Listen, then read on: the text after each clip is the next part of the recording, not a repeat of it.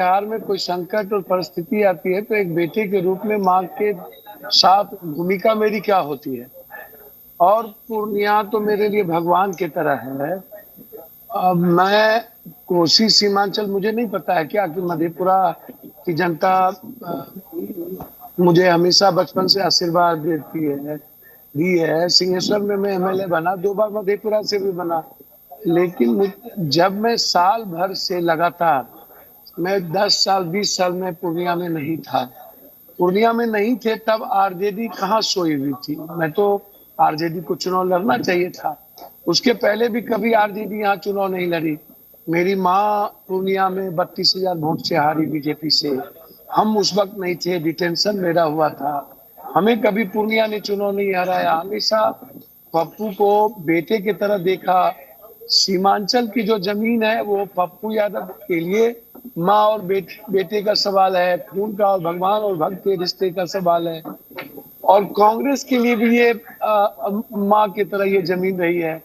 जो भी दल सीमांचल, कोसी, मिथिलांचल में आकर के राजनीति करते हैं, जिसमें अत्यंत पिछड़ा, माइनॉरिटीज, ओबीसी की ये जमीन है।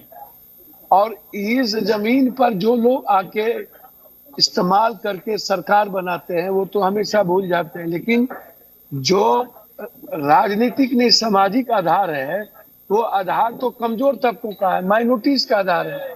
और उसी आधार के लिए हमेशा कांग्रेस जानी जाती है, हर लोगों के काम के लिए। तो मैंने तो अपनी जिंदगी की जितनी कमाई थी 40 साल की, राजनीति का, संघर्ष का, न्याय का, मदद का, मेरी टीआरपी क्या है, मेरी बिल्कुल। आइडेंटिटी पप्पू क्या यादव है, जी, पप्पू यादव जी, मैं मेरी आपको बता दूं आइडेंटिटी कि है मदद हमने करना। हमने आपको जब पटना में बाढ़ आई थी तब ट्रैक्टर पर लोगों को बचाते हुए देखा है। ट्रैक्टर ट्रॉली लेकर निकले थे आप।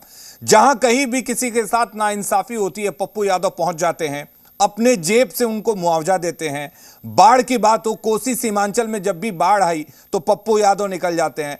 तो सेवा के मामले में तो पप्पू यादव जाने जाते हैं। जाहिर सी बात है कि आपकी एक अपनी पार्टी थी, उस पार्टी से जुड़े हजारों लाखों कार्यकर्ता थे और उनके बीच आप जाते थे। लेकिन उस पार्टी का विलय आपने कांग्रेस में कर दिया।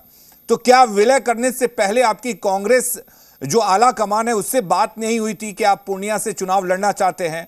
और वो सीट, क्या कांग्रेस ने आपको उस सीट पर आश्वासन नहीं दिया था? देखिए, पहली बात आप समझिए, पूर्णिया से लड़ना चाहते हैं, मुझे कुछ कहने की जरूरत नहीं थी। 1 सालों से प्रणाम पूर्णिया कैंपेन, सलाम पूर्णिया, जोहार पूर्णिया चल रहा था। 6 लाख, 6.5 लाख से ज्यादा घर परिवार से हम मिले। और लगातार हमारे साथी, हमारे नेता, हमारे परिवार के सारे, जो पूर्णिया का मतलब एक परिवार, कोई जाति नहीं, कोई धर्म नहीं, सब लोग। और खास तौर पर सबसे ज्यादा पूर्णिया और इस इलाके की माँ, बेटी और बहनें, जिसको बहुत उम्मीद मुझसे है। और वो उसको उसको जिंदगी में खुशी मिलती है इस बेटी से, इस भाई से, बहनों को, बेटियों को, इस पिता से। और मैं, वो लोग रैली में आए, 2 लाख से ऊपर लोगों की भीड़ थी।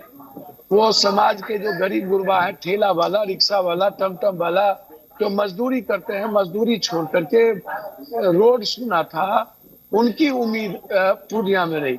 हम, ये बात दुनिया को पता है कि पप्पू यादव पूर्णिया से लड़ेंगे। लालू यादव जी से मिले, हमने उनसे कहा कि मेरे लिए तो आप हमेशा पिता की तरह रहे हैं। विपक्ष के नेता से लेके सरकार, मुख्यमंत्री बनाने से लेके अभी तक, जब भी हमने बेटा की भूमिका में लालू यादव जी के साथ खड़ा रहे और आगे भी रहेंगे। हमने तो तेजस्वी यादव जी से कहा कि हम दोनों छोटे भाई बड़े भाई की तरफ मिलकर काम करेंगे। सार्थक को राजनीति में आना होगा तो आपके साथ काम करेगा, पूछिए। मैंने कहा कि नहीं, हम लोग मिलकर करेंगे। हमारी भूमिका में क्या है, हम तो हर परिस्थिति में करने के लिए, जीने के लिए तैयार है। आप इसको समझिए। तो मैं तो पैर धर के, मैं तो अभी भी पैर हाथ जोड़ के कहता हूँ कि मैं ठीक हूँ। मेरी कोई जाति धर्म नहीं होती है। मैं बैकवर्ड फॉरवर्ड नहीं करता हूँ। मैं एक इंसान हूँ, मैं झूठ नहीं बोलता। और मैं कभी मर जाऊंगा, जाति और नफरत के आधार पर कोई राजनीति न करूंगा, छोड़ देना मंजूर करूंगा। लेकिन मेरे नाम के पीछे भी लालू यादव जी कहते हैं कि यादव या कोई भी चीजें, तो भैया मैं भी तो यादव हूँ। क्या मैं, मेरा मेरा संस्कार पूर्णिया का नहीं है? कोसी मेरी कमजोरी क्या हुई? अरे कोसी सीमांचल से सभी लोग आगे बढ़ते हैं। हम कोसी, जिसका घर कोसी सीमांचल है, पूर्णिया है, हमारी ताकत से लोग अपनी जमीन बनाते हैं। हमें वो ताकत लेने में, हम आशीर्वाद लेने में, हो सकता है कहीं मेरी कमी रह गई हो। अच्छा ठीक है पप्पू यादव जी, देखिए पप्पू यादव जी, नहीं समझा पाए।